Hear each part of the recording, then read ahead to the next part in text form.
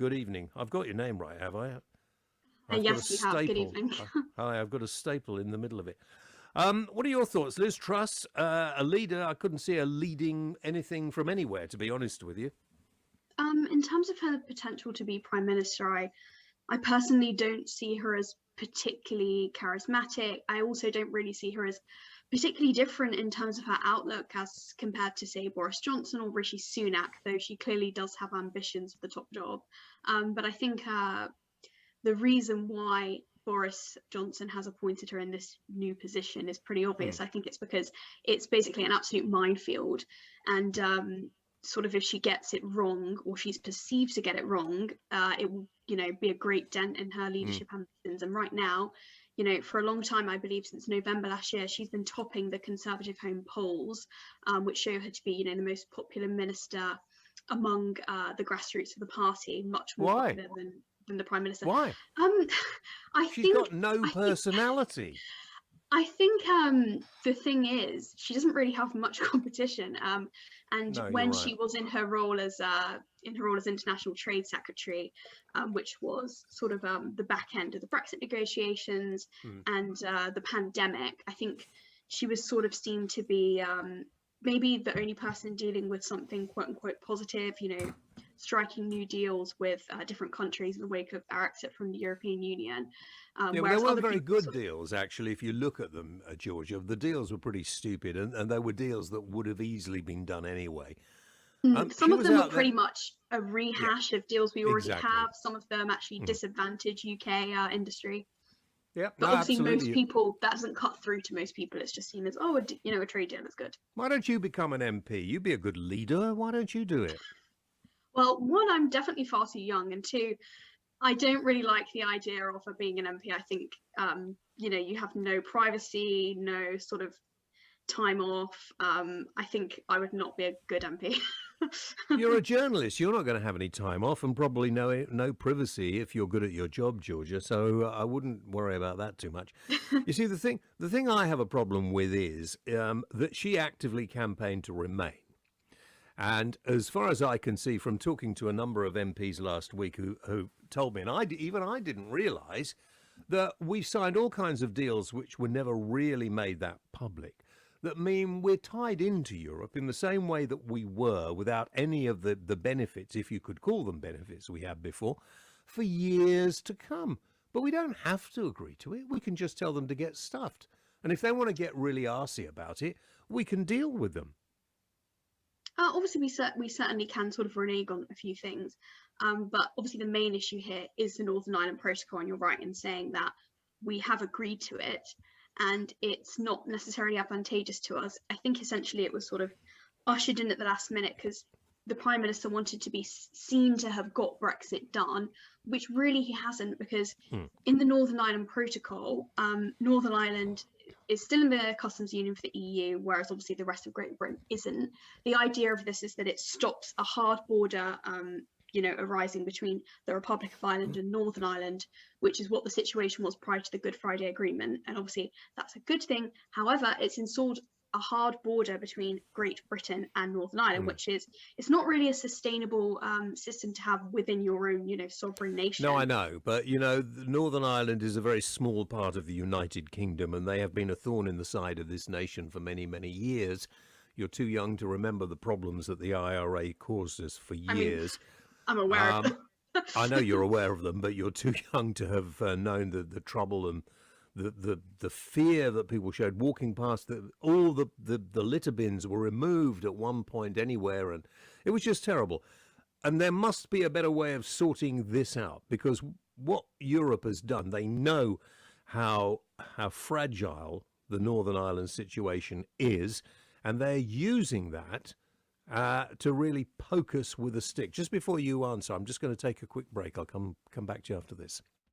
Talk Radio, a pig in a blanket of common sense. Listen on the app and watch it live on your smart TV. It's a Common Sense Christmas on Talk Radio. These are strange and turbulent times, and we do our best at Talk Radio to keep you informed and, I hope, to keep you entertained. I just want to thank you all for tuning in throughout the year, throughout this difficult James Whale. On Talk Radio. The internal combustion engine of common sense. Talk Radio. Listen on your smart speaker. Watch it live on your smart TV. James Whale. Talk Radio. Good evening. Watch us on your live TV. Live TV? Yeah, it is. Well, it is live, and you don't even need, if you watch this, a license. Listen to us on your radio, Talk Radio and Talk Radio TV. Georgia Gilholy is a reporter at politics.co.uk with me at this point, discussing Liz Truss, probably the most ineffectual MP I've ever seen, really. She, doesn't instill any kind of confidence at all. Yet now she has been put in charge of Brexit negotiations. Tell me, Georgia, why don't we just say stuff you lot in Brussels and leave? So the issue is with this, as you were saying before, it is a very delicate situation in Northern Ireland, and we have already seen sort of sparks of violence actually in the past few months over this, and obviously a lot of controversy between, the unionists and the Republicans, and also right now we're already in a delicate situation as the UK. Triggering Article 16 could lead to, major tariffs being enforced by the EU, and also in that situation, we have to stand up to them, Georgia. We have to stand up to them. We can't just let them. They're going to put major tariffs on us. We can put even bigger tariffs on them, and we can also get really hard. I live in Kent, and we've had thousands of people break in to our county, into this country, coming from France over the last few months. 27,000 people illegally have raided this country, and we're not doing anything about it. I do feel sorry for the women and children. There are very few of them who are coming. They're mostly men of a military age. And actually, we should be sending our gunboats over there into French waters and saying, do this again. Allow these people to come over to us again, because in any other country with a land border, you wouldn't be able to do it. And we will actually impose huge restrictions on you. We're being too soft, Georgia. That's another issue that we've reached an impasse at, basically, because the French, who are obviously very much still part of the European Union, are unwilling to deal with that. And also the problem as well with the Northern Ireland Protocol is, I agree with you. I think triggering Article 16 should absolutely be on the table.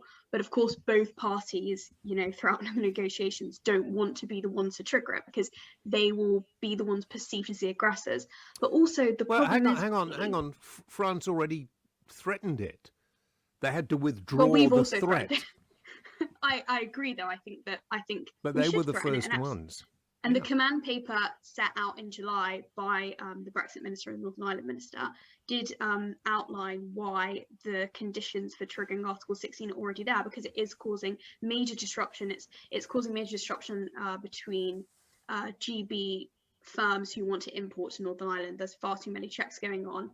And this is because the EU sort of have the upper hand in it right now, because they have the ECJ overseeing it.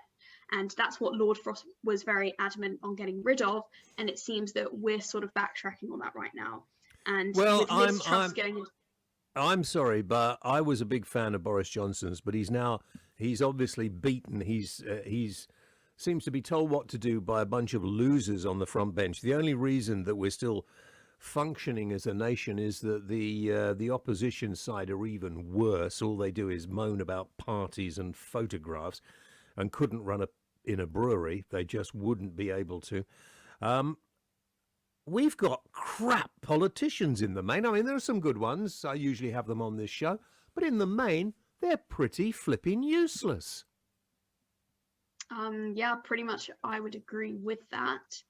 I mean, it makes sense, because a lot of them are just sort of careerists, right? So they will... I mean, Liz Truss, you would like to think she changed her opinion based on new evidence or sort of coming to a change in her philosophy. But it's pretty clear that maybe like Theresa May, she sort of came to Brexit because she obviously knew that people voted for it. So, okay, let's get on with it. But I don't think she actually believes in it. Say that Lord Frost was a Brexiteer throughout, so I'm assuming that he did believe in it. But also this really is at his and Boris Johnson's door as well, because they agreed to the Northern Ireland Protocol.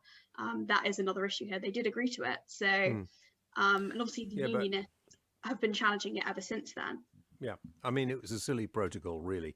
We should have just said, no, we're not agreeing this. We'll have to come to something else. We're leaving. And we're not only going to leave, we're going to leave now. And we're not going to give you the chunk of money, which we haven't given them all the money. So I don't think we should give them any more. And I think we should give them a good kick up the backside, because I used to go to France a lot. I used to have a house in France. The French people are not happy with their politicians. In fact, a lot of French people would like to have the franc back, and they would like to leave the Europeans. One of them gave me the idea to call it the European dictatorship. So I think we have a lot more in common with some of our European friends and neighbours than we do with their stupid politicians. No, of course. I mean, there's commonality between all human beings, but also, in Europe there are many shared cultural aspects. Historic Christianity, democracy, that kind of thing. But it doesn't necessarily mean that the EU is the right way to foster those relationships. And as you're saying, the EU being quite sort of hardline and centralised on many issues is actually leading to many countries, as you're saying, segments of France, obviously in Eastern Europe, a lot of issues going on there. Many of the populations there are not really happy with the EU diktats.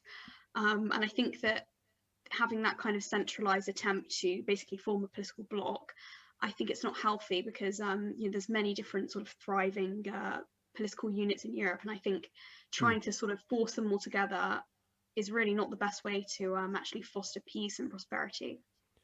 Who do you think will be the next nation to leave the European dictatorship? That's a difficult question, because I think that while there's a lot of dissatisfaction, especially in, say, Poland, Hungary, they do also receive a lot of money. The EU distributes a lot of money to them from, say, the richer countries like France and Germany. And then you have some of the southern European countries who are also quite dissatisfied in many ways, but they are also massively in debt, Italy, for example. So I think that it was interesting to see what happens maybe over the next 10 years, depending on who sort of gets voted into power in those places. But I don't think we're going to see anything like that too soon, just because, like I'm saying, the finances of it don't really lead to that. I mean, why do you think, I'm going to change subject, you don't mind, do you, slightly? Why do you think people are so obsessed with this sort of the conspiracy theories around COVID and the vaccine and everything else, going out on the streets and demonstrating, apparently, although nobody carried the news stories, over the weekend. Yet, thing people should be getting annoyed about is the way the European dictatorship is treating our country continually. There are people coming in, about 400 came into Kent today illegally. And if the weather's good, they reckon as many are going to come in again tomorrow. And nobody's doing anything about it. It's interesting. We look after them. It's interesting that you point that out, because if you look at the polls, I think there is actually quite a lot of dissatisfaction. Immigration is, as always, one of the top issues. And I think especially when we saw that tragedy last month with about 30 people falling into the channel and drowning because of basically because the French authorities just let them go in, a tiny dinghy. I think there's a lot of dissatisfaction in terms of why people aren't protesting. I mean, I'm assuming there probably has been some protests, but they haven't been large ones. I think as well in Britain, every so often, like you're saying, this weekend there was a protest in London over Plan B, and also some of the people, or many of the people in the protest, were actually anti-vaxxers. I think that, protests don't really work in the UK. It's just sort of march. But they get, you get some people protesting about that for no reason, because they're not, the government have to do what their advisors tell them. I think actually any lockdown doesn't really work, and I don't really see how you police a lockdown of people at home. But we should make the vaccine mandatory. That'll give them something to worry about. And then all those people wandering around say, I'm not getting it, I'm not having it, I'm okay. And then suddenly they find they've got it, they're very ill, they go into hospital, clog up a space, and then they die. So, I have no sympathy for the anti-vaxxers whatsoever. In fact, you get it and carry on, mate, but keep away from me and everybody else. I just do not understand why people are not more worried about the way the European dictatorship in Brussels is treating this country. The way we are not bothering to do anything about the illegal immigrants that flood here, because, let's face it, it's the best country to live in the world. And there are so many other things going on that people could get upset and annoyed about, yet they don't. Well, like I'm saying, I mean, what realistically can normal people do? We have a Conservative government, apparently, and they have an 80-seat majority, and they're not doing anything about it. So at the end of the day, most people might be dissatisfied, but, it's not really their problem to deal with it. No, they have the jobs government. to go to, they have families to No, look I after. agree. I totally agree. But a lot of people, I can guarantee most of my phone calls later will be people who are against the vaccine. And we've got the Russians massing on the Ukrainian border and threatening to invade, and that is going to involve us as well. So it's not a particularly good time at the moment. We seem to be obsessed by this flipping vaccine, which is trying to do people good, and yet, I don't know, it beggars belief, really. Listen, I must go. So when are you going to be taking over some of the news corporations? Because I might need a job, you never know. Well, I don't think anytime soon, because I'm only 23, but we'll see. Well, I think you should be heading that way. Georgia, thank you very much indeed. Okay, have a great week. Thank you for that. Georgia Gilholy.